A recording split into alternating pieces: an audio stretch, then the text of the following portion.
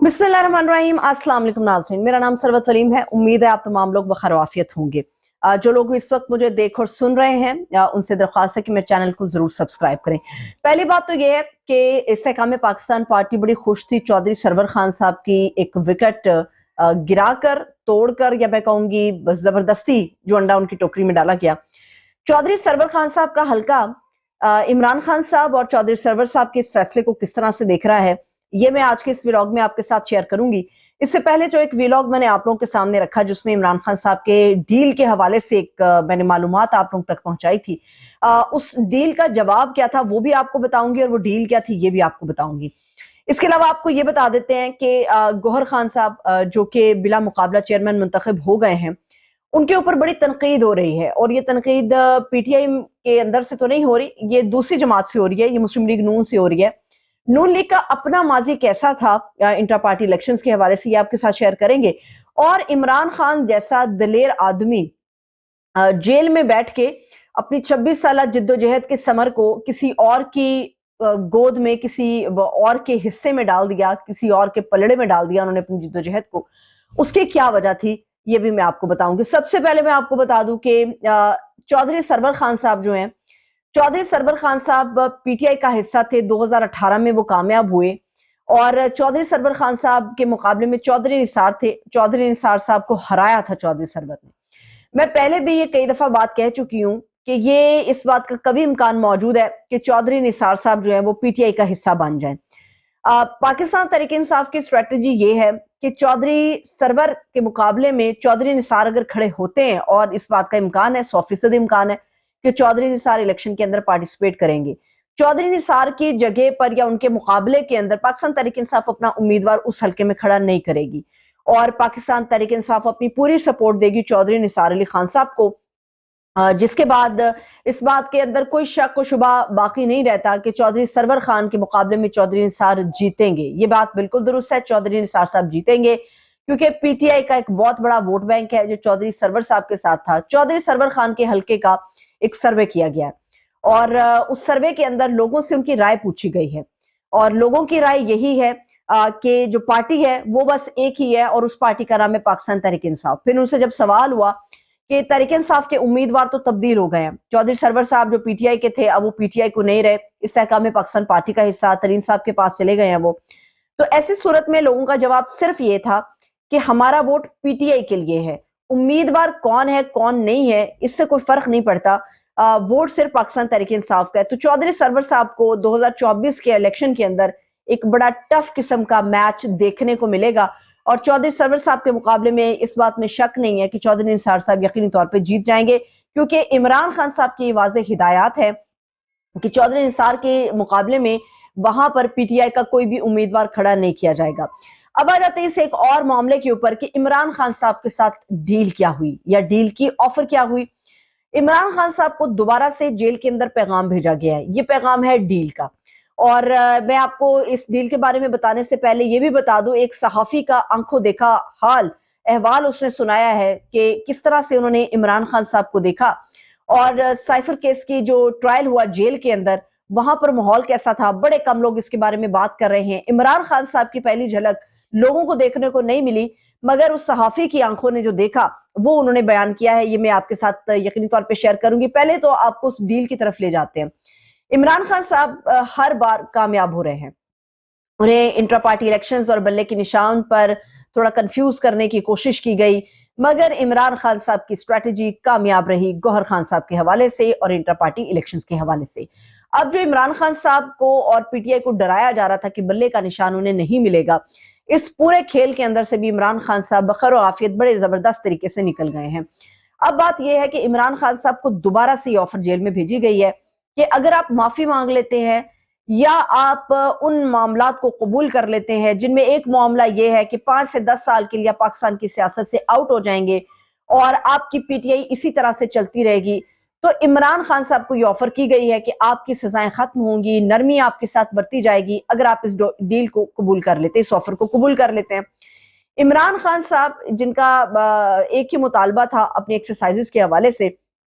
तो इस डील के जवाब में बड़ी जबरदस्त किस्म का उन्होंने रिप्लाई भेजा है। उन्होंने कहा कि जनाब डील का तो मुझे नहीं पता, لیکن مجھے اتنا پتا ہے کہ میرے پاس جو ہیں وہ ڈمبلز نہیں ہیں. تو انہوں نے کہا ہے کہ جی 15 کلو کے جو ڈمبلز ہیں وہ مجھے بھجوا دیے جائیں. میں بڑا تنگ ہو رہا ہوں, میرے پاس چھوٹے ڈمبلز ہیں, مجھے عادت نہیں ہے ان کم وزن کے ڈمبلز کے ساتھ ایکسرسائز کرنے کی. اور آپ کو ایک اور بھی ایک مزے کا خیز بات بتا دیتی ہوں. اس سے پہلے بھی جب عمران خان صاحب نے ڈمبلز کی ایک مطالبہ کیا تھا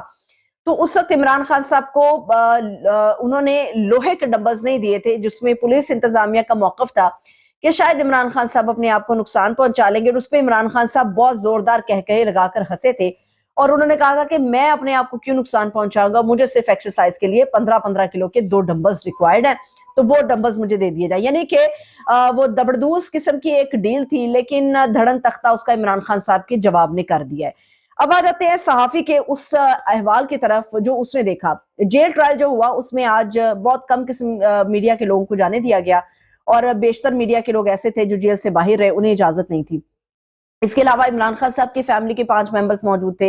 اور قریشی صاحب کی فیملی کے 5 ممبرز موجود تھے. جیسے ایک کمیونٹی ہال ہوتا ہے, اس کمیونٹی ہال کے اندر پارٹیشن تھی, ایک طرف فیملی ممبران موجود تھے, دوسری طرف میڈیا کے لوگ موجود تھے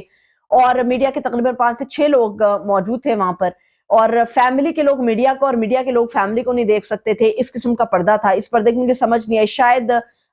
خواتین تو بشرا بی بی کے علاوہ باقی ساری خواتین جو ہے وہ تو سامنے آتی ہے میڈیا پہ, اب یہ سمجھ سے بالا ہے کہ یہ پردہ رکھنے کی کیوں کوشش کی گئی ہے. میرے لیے جو بڑی حیرانی کی بات تھی, پہلے عمران خان صاحب کی جھلک کے بارے میں بتا دوں. عمران خان صاحب بالکل بخیر و عافیت ہیں جو صحافی نے بتایا ہے, اور عمران خان صاحب نے میرون کلر کا ایک سویٹر زیب تن کیا ہوا تھا, ہائی نیک انہوں نے پہنی تھی, اور جس طرح سے وہ جاگنگ ٹریکس کے اندر ہوتے ہیں تو وہ اسی ٹائپ کا انہوں نے ایک ٹراؤزر اور جوگرز اپنے پہنے ہوئے تھے, اور قریشی صاحب وہی شلوار قمیض کے اندر ملبوس تھے.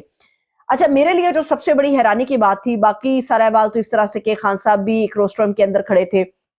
اور قریشی صاحب ایک الگ روسٹرم کے اندر کھڑے تھے. وہ بالکل جو ایک جیل کا ماحول ہوتا ہے, وہ ایک عدالت کا ماحول ہوتا ہے, وہی ماحول تھا سارا.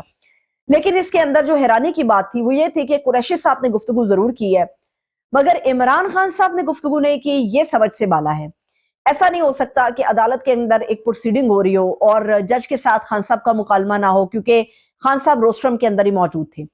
اور خان صاحب کے وکلاء بھی موجود تھے جنہوں نے بات چیت کی ہے. یا یہ ہدایات ہیں کہ عمران خان صاحب جو گفتگو کر رہے ہیں جج سے, یا جو دلائل کے اندر اپنا پارٹیسپیٹ کر رہے ہیں, اس معاملے کو اپنے پبلک نہیں کرنا, اس کو اپنے رپورٹ نہیں کرنا, یہ آف دی ریکارڈ رہے گا, کسی کو باہر پتہ نہ چلے کہ خان صاحب نے اندر کیا بات کی, جو مجھے بظاہر نظر آ رہا ہے. اور صحافی نے تمام چیزیں بیان کی مگر حیران کن طور پہ انہوں نے یہ نہیں بتایا اور کہ عمران خان صاحب کچھ بولے یا نہیں بولے, وہ خاموش رہے. عمران خان صاحب کے بارے میں تاثر یہی ہے کہ شاید ان چیزوں کو رپورٹ نہیں کرنے دیا جائے گا جو اس سائفر کیس کے ٹرائل کے حوالے سے عمران خان صاحب اندر گفتگو کریں گے.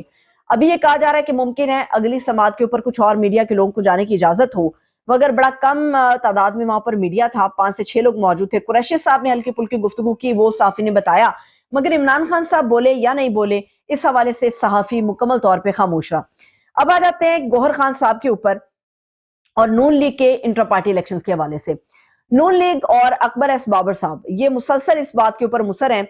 کہ یہ متنازع الیکشن ہے, یہ الیکشن نہیں ہے بلکہ سلیکشن ہو گئی ہے. اور صابر شاکر صاحب کو اگر آپ سنیں تو آپ کو اندازہ ہوگا کہ انہوں نے نون لیگ کے جو انٹر پارٹی الیکشنز پچھلی مرتبہ ہوئے تھے, انہوں نے وہ پوری شیٹ شیئر کی ہے جس کے اندر انہوں نے بتایا ہے کہ نواز شریف صاحب ہوں, شہباز شریف صاحب ہوں, اسحاق ڈار ہوں, مریم اورنگزیب صاحبہ ہوں, یا شریف فیملی کے جو لوگ ہیں وہ سارے کے سارے بلا مقابلہ منتخب ہوئے تھے. اور لیکن عمران خان صاحب کے اوپر یہ بڑی تنقید کر رہے ہیں کہ وہ بلا مقابلہ کس طرح سے منتخب کرا سکتے ہیں کسی بھی چیئرمین کو. گوہر خان صاحب نے منتخب ہوتے ہی سب سے پہلا جو پیغام بھیجا ہے وہ بڑا زبردست ہے. انہوں نے کہا کہ جی یاد رکھیں, میں اس کا چیئرمین منتخب تو ہو گیا ہوں, مگر جو جیل میں بیٹھے خان کا فیصلہ ہے وہی ہمارا فیصلہ ہوگا, وہی میرا فیصلہ ہوگا. اور اس کے علاوہ انہوں نے کہا ہے کہ ہماری کسی سے کوئی لڑائی نہیں ہے. یہ جب وہ جملہ بولتے ہیں اس کا مطلب یہ ہے کہ وہ ہمارے آرمی چیف کو پیغام بھیج رہے ہیں کہ ہماری کوئی لڑائی نہیں ہے پاک افواج سے, وہ ہمارے بھی دلوں کے اتنی ہی قریب ہے جتنی پورے پاکستان کی ہے, اور ہمیں ملک دشمن نہ سمجھا جائے. بڑا ایک اچھا, بڑا ایک مثبت پیغام ہے جو گوہر خان صاحب نے دیا ہے. مگر ساتھ ہی انہوں نے یہ بتا دیا کہ جو لوگ یہ سمجھا رہے ہیں یا جو لوگ یہ بیانیہ بنا رہے ہیں کہ گوہر خان جو ہیں وہ شاید اسٹیبلشمنٹ کے آدمی ہیں, جو ابھی تک بیانیہ بنتا وہ ہمارے سامنے آ رہا ہے, لیکن انہوں نے یہ کہہ دیا ہے کہ جو خان کا فیصلہ ہوگا وہی ہمارا فیصلہ ہوگا. اس بات کو یاد رکھیں.